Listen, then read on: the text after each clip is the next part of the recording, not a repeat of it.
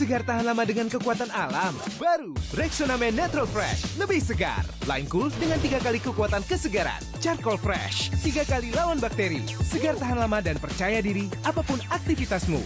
Baru Rexona Men Natural Fresh.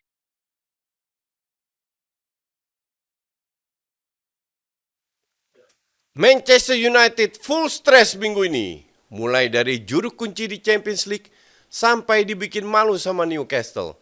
Ganti pelatih atau bubarin aja timnya? Langsung aja kita bahas di The Derby.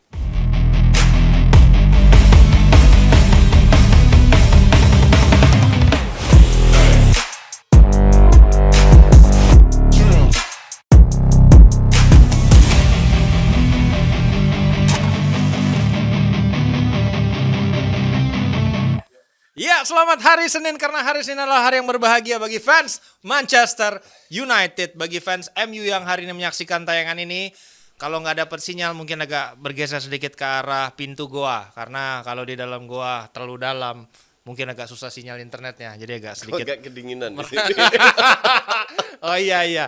Jadi Coach Justin hari ini khusus di episode kali ini ingin sekali merekam episode ini tanpa AC karena dia udah kedinginan katanya. Iya, kedinginan. Arsenal Dan gue dipucuk. khusus pakai jas biru muda Oh, biar gitu.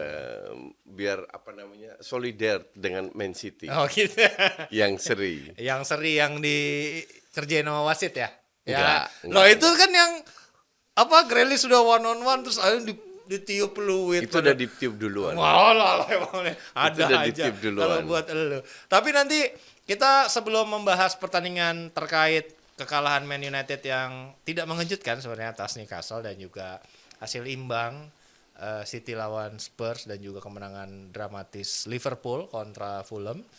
Sebelum itu seperti biasa kita akan membaca dulu statement-statement yang kardus atau ada juga yang fakta di segmen kardus adalah kunci. Nah yang pertama ini mungkin mantan pemain Chelsea memiliki level kekardusan yang agak mirip dengan fansnya ya, tingkat intelijensianya agak mirip-mirip mungkin ya gitu. Kita lihat Iya. ini yang pertama dari salah satu, ini gue sebenarnya suka banget sama pemain ini dulu gitu di eranya Iya, lumayan Mourinho. Joe Cole nih bagus Lumayan. loh, bagus loh Joe Cole ini secara skills ya. Kita bilang dia memberikan sebuah statement yang cukup berani tentang Mykhailo Mudryk yang pasti akan dikomentarin oleh Coach Justin kalau apapun terkait Mudryk ya. Dia bilang Mudryk akan menjadi pemain hebat di Chelsea. Dia mengingatkan saya kepada, ini pemain Belanda loh ini, hati-hati no. Arjen Robben. Anjay, disandinginnya sama Robben loh. Coba lu kasih tanggapan dikit dong buat Jokol. Gue rasa dia nonton TV yang beda. Gue rasa dia nonton TV-nya Arjen Robben terus dia pikir, oh ini Mudryk. Mudryk Ternyata salah Arjen iya. Robben. Oh, iya. Lu lihat kemarin waktu dia dapat penalti. Iya, yang dia dikasih Iya. penalti. Lu lihat first touch-nya kayak apa? Iya. Terlalu Bolanya bolanya mental terlalu kenceng. 3 meter. Heeh. Mental 3 meter dan itu bukan penalti. Iya. Karena habis itu Brighton dapat tapi ya sudahlah itu Iya. Chelsea. Kalau ya. itu Robben sentuhannya nggak kayak gitu. Jelas enggak lah. Iya. I mean, lu menilai pemain itu dari basic tekniknya. Basic tekniknya adalah pertama, yang utama itu adalah passing control. Ya. Passingnya juga amburadul, kontrolnya amburadul. Jadi how can you say seorang bisa jadi pemain hebat kalau basic teknik dia tidak menguasai? Iya. Dan ini bukan pertama kali.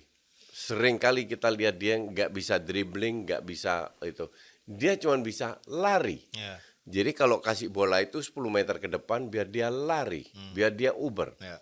Habis itu ya hilang. Dan kemarin itu untuk gue seriously kocak kalau itu dikasih penalti. Tapi ya Chelsea 11-12 sama City, PSG ya. Dan kedatangannya si Arjen Robben itu kan di jendela yang sama ya, ke Chelsea ya. Di Iya. jendela yang sama dengan Damien Duff. Jadi ada 2-3 pemain sayap Chelsea di jendela itu yang cukup menurut gue berbahaya dan nggak ada yang selevel sama Mudryk sih menurut gue. Nggak ada lah. Itu sentuhannya bang jago. Gila Damien Duff tuh di masanya tuh wah, Keren. keren Gue banget suka gitu. Damien Duff. Iya. Robben apalagi. Damien Duff itu sayap kiri. Iya. Robben di kanan kan waktu Iya. itu udah nggak ada lawan tuh Chelsea pada saat itu. Mudryk kiri, Mudryk. Mudryk kiri Jadi gitu. dibandingin sama Damien Duff aja masih di bawah. Masih itu. di bawah gitu. Jadi gue nggak ngerti berdasarkan apa Jokol mengatakan statement seperti ini bahwa dia lebih bagus atau setara dengan Arjen Robben. Karena itu namanya kardus loh, Jokol. Oke, Joko dicap kardus. Ya, itu adalah statement yang pertama.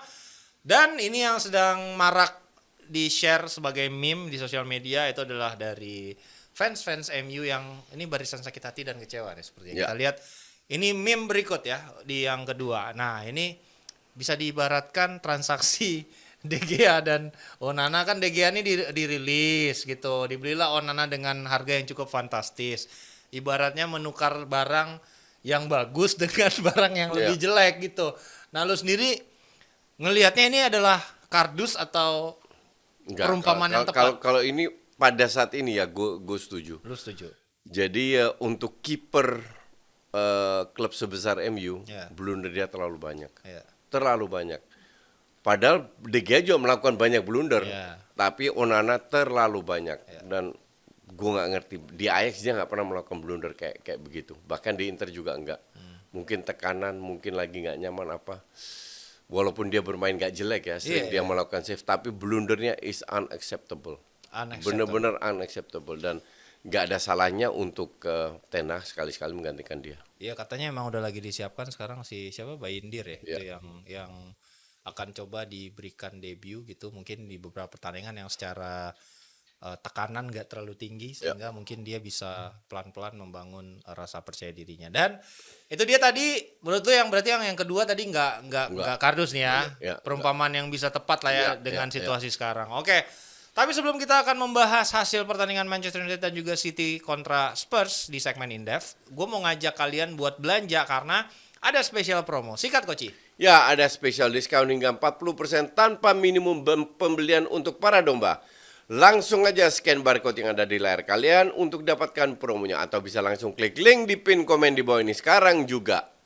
Dan mulai berdatangan narasi-narasi yang mempertanyakan Coach Justin, selalu membela Ten Hag. Dikala sekarang tekanan bertubi-tubi terhadap seorang Erik Ten Hag, apakah masih memiliki magnitude untuk memimpin institusi Ya, sebesar Manchester Lu United? tahu yang menuduh itu fans MU, Iya, fans MU. yang kecewa timnya amburadul. Ya. Jadi nggak bisa saling siapa-siapa, gue yang disalahin. Iya. Kan kocak, ngerti nggak? Ya kan lu pengacara Ten Hag Enggak, katanya. ya kata mereka, padahal bullshit. Bahwa MU nggak main bagus, iya gue setuju. Apakah itu sepenuhnya salah Ten Hag? Sama sekali tidak. Sekarang kalau pemain lu malas-malesan, bahkan ditegur sama Scholes, ini pemain MU malas banget, ngerti nggak? Ya. Atau lu salah passing, Ya. atau lu blunder, atau lu kena kartu merah, itu salah pelatih. Kan konyol gitu loh. Ya tapi ini kan sudah. Jadi fans MU itu lagi frustrasi dan gue happy lu berada di rank bawah, tapi tetap sekali lagi ini yang tim yang gue takutin bahwa mereka bisa bangkit lagi. Ya, setelah 10 tahun, hampir 10 tahun nggak bangkit-bangkit juga, tapi Nggak bangkit masuk 4 besar, nggak juara sih enggak. juara. Iya, oke. Tapi gue pengen clarify dulu nih. Kalau lo mencoba menganalisa titik permasalahannya dari Man United sekarang adalah pemalasnya para pemain. Beberapa pemain ya, kita nggak bilang Ya, semua enggak. ya. Beberapa lah, secara kayak Rashford, Martial, kemudian ya mungkin beberapa pemain MU yang mungkin kelihatannya secara gestur tubuh tidak melakukan pekerjaannya kayak pressing atau melakukan pekerjaan defensifnya. Gue sepakat, tapi ini kan udah terjadi dari era sebelumnya, Koci. Di era Ole juga sama level of Makanya udah dipecat kan? Iya. Terus Rangnick juga gitu. Iya. Akhirnya Rangnick juga nggak Iya. selamat gitu kan. Kemudian Dan the problem is sekarang, apa yang lu katakan semua benar, Iya. tapi lu bisa jual satu tim kan enggak? enggak. Nah ini yang dihadapin Ten Hag sekarang, dan di samping malas-malasan, kualitasnya Dalot sama OEB ini kan bapuknya minta ampun. Yang lu bisa salahkan ya, itu pilihan pemain. Ya. Harusnya Højlund sama Anthony diberi kesempatan, karena 2 match sebelumnya Anthony bermain cukup bagus untuk tim. Nah, at least bekerja keras. Ya. Nah kalau lu mainin Rashford sama Ten Hag ini bisa dipecat berkat dia mainin si Rashford sama si Martial. Jadi harusnya tetap Højlund dimainin sama Anthony selama lu nggak punya pilihan lain. Daripada Pellistri lari-lari doang, tapi minimal masih ada larinya. Di Rashford bener-bener, ya gue nggak tahu apa yang harus dilakukan. Dan kemarin si Martial ribut juga sama Ten Hag ya kan kocak. Lu itu udah bener-bener duta jalan malas-malesan. Duta jalan. Beda sama Højlund yang masih fight. Masih fight. Iya kan? Iya. Nah, terus lu nggak punya hak untuk marah. Jadi kalau gue jadi Ten Hag itu harus lebih keras. The problem is Ten Hag kurang keras. Menurut lo bahkan dengan semua keputusan yang udah dia ambil terkait kasusnya, Ini tim Ronaldo, terlalu banyak bobroknya. Sancho, Iya. lu masih ngerasa dia terlalu keras nih? Kurang keras. Kurang ya? harus lebih keras lagi. Oke. Dalam arti ya lu tunjukkan lu nggak main bagus. Rashford ini nggak pernah main bagus loh dan selalu jadi starter. Iya, itu juga jadi pertanyaan. Anthony nggak main bagus dia cadangin. Kenapa Rashford enggak? Nah, ini juga salah satu pendapat yang disetujui oleh salah satu legenda MU. Ini kita lihat dari pernyataan dari Paul Scholes. Dia bilang, terlalu banyak pemain malas di tim ini. Kalau kalian bermain seperti ini tidak akan bisa kemana-mana. Gitu Coach. Ya betul. Dan fans MU itu frustrasi ngelihat timnya kayak gini terus gue disalahin. Tapi mereka blur. Ya gue sebenarnya nggak heran karena budaya netizen, budaya fans bola di Indonesia kan gitu. Kayak gitu. Nggak pecat. Ya. Lu lihat berapa pelatih di Liga 1 yang nggak perform langsung dipecat. Ya. Emang Liga 1 kita kemana? Nggak kemana-mana. Karena mereka nggak sadar bahwa lu harus punya solusi. Pecat tidak selalu jadi solusi. Gue setuju, pecat tidak selalu menjadi solusi. Tapi ada beberapa indikasi untuk kita bisa menilai progres dari sebuah tim. Iya. Gitu ya. Betul. Kalau kita ngomongin tentang apakah Erik Ten Hag didukung, menurut gue udah cukup didukung dengan pembelian yang dia pengen. Betul. Bahwasannya pembelian itu perform atau enggak, menurut gue kita nggak bisa nyalain dia sepenuhnya. Iya. Tapi yang mungkin kita bisa analisa adalah ini ada progres nggak sih di permainan Man United gitu. Nah itu menurut gue masih belum Coach. Belum. Kalau kita lihat dia tidak mendapatkan atau pemain tidak bisa menjalankan apa yang dia inginkan. Oke. Karena dia pengen bermain direct kayak Liverpool. Ya. Cuman kualitas crossing-crossingnya ancur-ancuran. Iya. Yang punya crossing bagus itu Bruno. Luke Shaw aja paling yang nomor ya, 2. Bruno pun akhirnya juga menurun crossing. Jadi masih menjadi PR kenapa tahun lalu bisa masuk 4 besar bermain lumayan bagus. Ya. Tahun ini justru menurun, nggak meningkat. Ya. Di samping banyak yang cedera, banyak kasus juga. Tapi gue bilang dia itu on the edge. Apakah dia stay? Apakah dia dipecat? Oke. Kalau dia stay, dia mau stay itu benar-benar pemain yang nggak mau bekerja keras itu dibuang Harus semua. di-get rid, Dibuang disingkirkan. semua. Ya. Benar-benar dibuang Setuju semua. gue itu. Karena kalau enggak ini akan terus menjadi bad apple di dalam Iya. tim yang ujung-ujungnya merugikan dia. Iya. Jadi Rashford, Martial, AWB itu benar-benar download kalau perlu dibuang semua. Even menurut gue bahkan kayak Varane yang sekarang bahkan punya problem sama dia, bahkan sampai levelnya Casemiro kalau dia mau memang melakukan perubahan radikal dan emang pengen panjang di MU, dia harus berani untuk bisa menyingkirkan nama-nama itu. Nah, Betul. hal ini menjadi pertanyaan buat gue. Jika emang ini harus dilakukan, Coach, apakah ada dua sih menurut gue ini yang menjadi mulai pertanyaan, mungkin juga mewakili fans MU yang mulai bertanya-tanya, apakah nomor 1 ini mulai terjadi narasi di beberapa sosial media maupun para pandit yang menyuarakan apakah pekerjaan Man United ini terlalu besar untuk Ten Hag. Itu yang pertama ya. Dia ngerasa mungkin belum punya, ya dia udah punya pengalaman di Ajax, tapi again Ajax itu bukan Man United gitu. Itu yang pertama. Yang kedua adalah alasan orang bisa mulai berpikir seperti itu karena mungkin presiden yang terjadi selama ini dengan kasusnya Ronaldo, Sancho dan Maguire, kemudian sekarang bersama Varane, terlalu banyak konfrontasi yang mulai mempertanyakan kemampuan man management dari seorang Ten Hag gitu. Makanya mulai ada narasi-narasi dari beberapa pihak yang mendorong Carlo Ancelotti untuk step in. Mungkin, gue nggak tahu, mungkin ya. Ancelotti ini kan secara taktik ya biasa aja. Biasa aja. Tapi man management semua Lebih pemain bagus. yang pernah itu gue setuju. di manage oleh dia itu angkat topi. Iya. Apakah memang karena mungkin nature dari ruang ganti MU ini udah terlalu toksik, emang dibutuhkan justru mungkin manajer yang emang man management itu sangat bagus dan level man management udah terlalu di atas. Mungkin contoh kayak Carlo Ancelotti. Menurut lo gimana? Gue sih ngeliat pemain-pemain ini kalau seandainya nggak dibuang minimal mereka fight lah. Ya. Ngerti nggak? Ya. I mean nggak mungkin pada saat winter break semua pemain dibuang, Iya. ya kan? Iya. Kalau gue bilang pemain-pemain harus mau mati untuk timnya, dan itu yang gue nggak ngelihat. Nggak ngelihat ya dia. Nggak ngelihat, dan bukan Rashford, Martial juga banyak pemain yang malas-malasan atau asal main atau apa, atau egois dan lain-lain. Terlalu banyak masalah yang non teknis yang di mana MU sekarang nggak konsisten. Ugly win berapa kali beruntun terus sekarang kalah. Ya. Seolah-olah kalah lawan Newcastle dari sisi permainan definitely kalah. Ya. Itu gua akui. Mereka main itu menit 85 tambah 9 menit extra time. 15 menit terakhir mereka main bagus. Ya. Habis itu sebelum itu 85 menit gak kelihatan dan mereka layak kalah. Kan kembali lagi, ini bukan masalah menang kalah. Lu kalah dari fighting spirit aja udah kalah. Iya. Lu udah tahu Newcastle main kayak apa. Ya. Kenapa lu nggak bisa ngimbangin dengan fight gitu Iya. loh. Dan nggak ada leader yang bisa ngangkat. Bruno is definitely untuk gue bukan sosok yang bisa ngangkat MU. Ya. Itu juga salah satu narasinya, beberapa pandit bilang ini tim kekurangan karakter. Kurang karakter, betul. Iya, jadi kayak- Terus lu salahkan Ten Hag itu. Ya itu kan kalau kita ngomongin tentang, ya menurut gue point man management tuh ada benernya gitu. Oh, ya. Karena kan Betul, itu gue setuju. ya lu either lu berkonfrontasi atau lu punya kemampuan diplomasi gitu Iya. kan. Antara dua itu.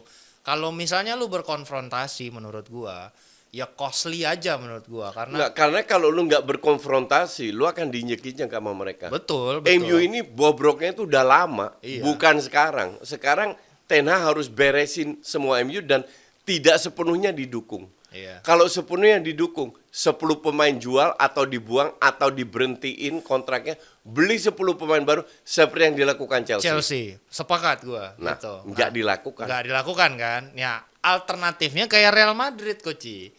Real Madrid itu kan secara historis Ya. ruang gantinya dikendalikan pemain.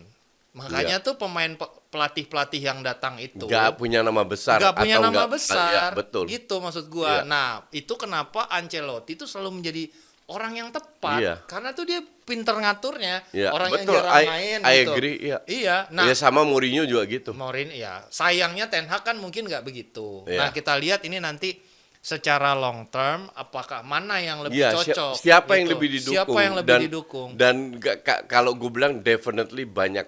I mean, lu lihat Arteta 2 tahun pertama kayak apa? 3 tahun pertama Jelek kayak apa? banget. Jelek banget, betul. Tapi klub stick dengan pilihan dan mendukung manajer. Nah, ini perlu menurut gua Iya, justru betul. turning point-nya ada di higher management Man United. Iya. Lu mau ngedukung siapa? Iya, ngedukung ruang Pemain ganti atau apa? Atau Iya, ngedukung betul, pelatih. betul. Kalau ngedukung pelatih kayak Arteta, Terlalu banyak gaya lah. I mean, Iya. mereka itu udah kelamaan di MU dan nggak perform dan nggak mau pergi karena gaji yang ketinggian. Iya. Cut aja kontraknya. betul, betul.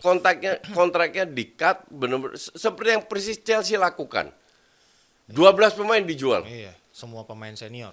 Ya, cuman yang jadi masalah dengan Chelsea kan pembeliannya terlalu overpriced. Iya. Ya kan?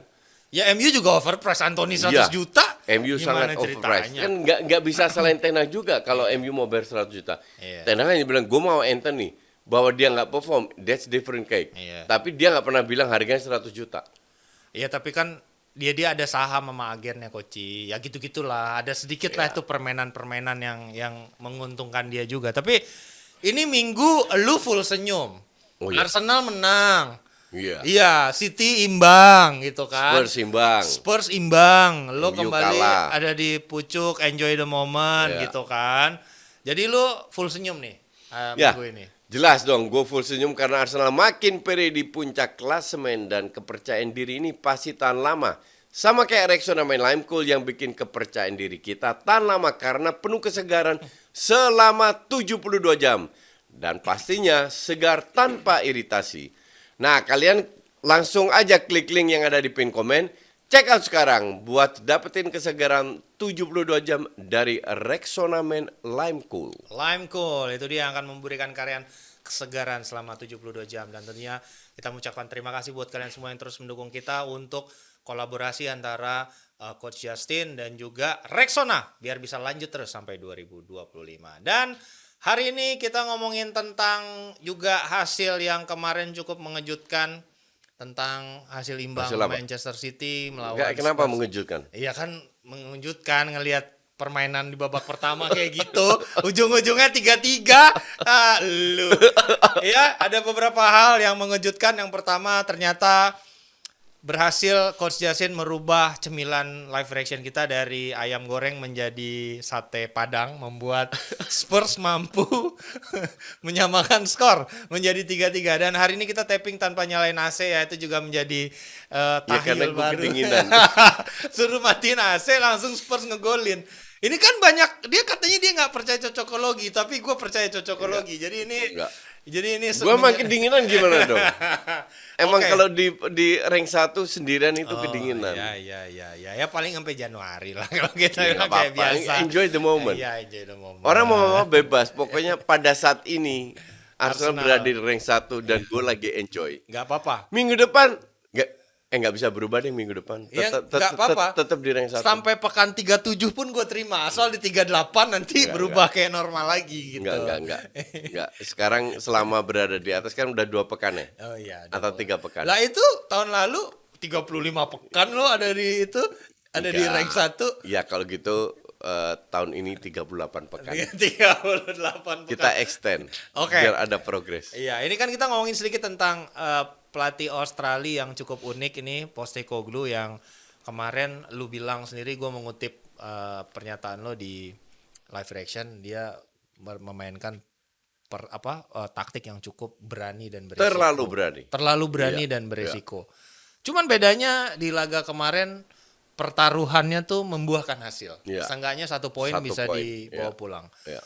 Apakah skor 3-3 merefleksikan apa yang terjadi di pertandingan Ya, menurut lo? skor 3-3 ini sesuai dengan filosofinya Postecoglou, yaitu kita nggak usah fokus high defense dan kita menyerang. Ya.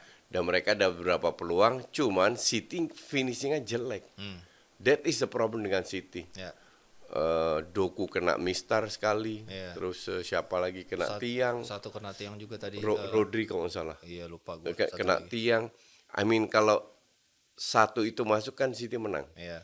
Tapi bukan berarti Spurs bermain luar biasa. Spurs main luar biasa kan juga lawan Chelsea, tapi kalah. Iya. Ya kan? Iya. Dan mereka sering kalah juga, maka dari itu mereka berada di rank 5. 6. 6. Nah, Ya. dalam arti tidak selalu berhasil sistem ini. Iya. Nah, bahwa sistem sekarang berhasil, ya oke. Lu kalah 3 kali beruntun, unggul 1, habis itu kena comeback. Ya. 3 kali beruntun, itu kan bukan kebetulan. Ya. Sama sekarang 4 match mereka belum menang loh. Ya. Sekarang seri. Nextnya lawan tim kecil mungkin yang low block belum tentu menang juga. Iya kan? Jadi kalau dibilang this is just 3 match game. Mau lawan City, Liverpool, Arsenal, atau lawan Brentford, atau lawan Sheffield, kan cuma 3 poin. Nah, kalau lu seandainya hanya City lu happy karena bisa dapat 1 poin, yang happy kan fans Arsenal, bukan fans Spurs. Nih, gue mau bertanya sedikit sama lo nih, ya. Lu ketika itu MU, lu bilang lu takut dengan MU bangkit. Iya. Terutama ketika semua pemainnya fit lagi. Iya. Casemiro fit, Varane fit, kemudian Varane David Martinez. Martinez Iya, fit gitu iya. kan, Malaysia fit Iya. gitu, Luke Shaw, Eriksen. dan Iya. lain sebagainya fit lah, udah full starting 11. Lo ngerasa probability untuk tim ini bangkit dan mulai tik itu lebih besar. Ya. Sementara Spurs, tapi dari si permainan nih MU, ketika full semua pun di awal nggak meyakinkan. Ya. Nah sebaliknya ini Spurs, gue tahu ini Spurs sih, Ya. gue juga merasakan gue kalah 2 kali taruhan sama lo gara-gara Ya, ini. ya. Tapi kalau kita kesampingkan semua transpersinya dan segala macam, ini adalah tim ayam sayur Ya. gitu kan. Tapi kan dia main lebih atraktif ketimbang MU. Oke, ini pertanyaan yang banyak ada di benak netizen. Nah itu makanya gue tanyain. Karena netizen nggak bisa mikir, Nah. jadi langsung ngejudge. Nah bukan ngejudge, asumsi nih ya. Kayak kemarin dengan pemain amburadul aja bisa ambil poin di City. Ya. Asumsi James Maddison balik Nggak, gitu kan. lu nggak bisa bilang kayak begitu bahwa mereka lawan City. Nah, kok mereka bisa 3 kali beruntun kalah lawan tim kecil gitu loh. Iya. Ya, Ya belum kan ke- 9 pemain pas lawan Chelsea. Itu Chelsea aja. Iya. Habis itu kan nggak 9 pemain. Iya. 3 match 4 match mereka nggak menang. MU juga kan banyak nggak menang ya, Coach. Nah, ini gue jelaskan. Ini Spurs, oke? Spurs itu mainnya begini-begini aja. Iya. nggak ada pemain-pemain itu agak menurun sedikit, tapi permainnya begini-gini aja. Oke. MU itu di bawah, nggak sebagus Spurs, gue agree. Oke, lebih bagus Spurs daripada MU. Iya. Tapi yang gue takutkan itu kan ini nanti ada progres ke atas.